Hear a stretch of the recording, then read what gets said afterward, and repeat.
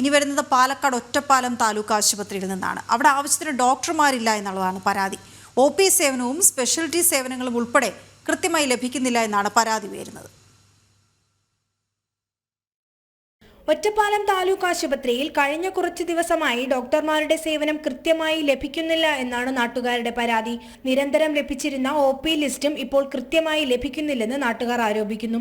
Speciality ഡോക്ടർമാർ ഉൾപ്പെടെ 20-ലധികം ഡോക്ടർമാരും ആധുനിക സൗകര്യങ്ങളും ആശുപത്രിയിലുണ്ട്. എന്നിട്ടും സേവനം ലഭിക്കുന്നില്ല എന്നാണ് നാട്ടുകാർ പരാതിപ്പെടുന്നത്. വരുന്ന രോഗികളെ നോക്കാൻ ആകെ ഒരു ഡോക്ടർ ഉണ്ടാവുള്ളൂ. കേഷ്വാലിറ്റി ഫുള്ള് തിരക്കായിരിക്കും. ഇവർ OP ടിക്കറ്റ് എടുത്തിട്ട് വീണ്ടും സ്വകാര്യ ആശുപത്രികൾക്കാണ് പോകുന്നത്. നമ്മളിവിടുന്ന് വീട്ടിൽ കൊണ്ട് അടുത്തുള്ള സ്വകാര്യ ആശുപത്രികൾക്ക് ഇവിടെ കേഷ്വാലിറ്റിയിൽ അത്ര തിരക്കായിരിക്കും.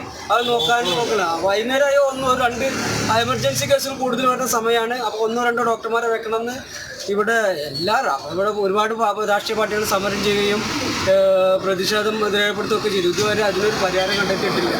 അത്യാഹിത വിഭാഗത്തിൽ എത്തുന്ന രോഗികളെ പ്രാഥമിക ചികിത്സ പോലും നൽകാതെ സ്വകാര്യ ആശുപത്രികളിലേക്ക് റഫർ ചെയ്യുകയാണെന്നും നാട്ടുകാർ ആരോപിക്കുന്നു.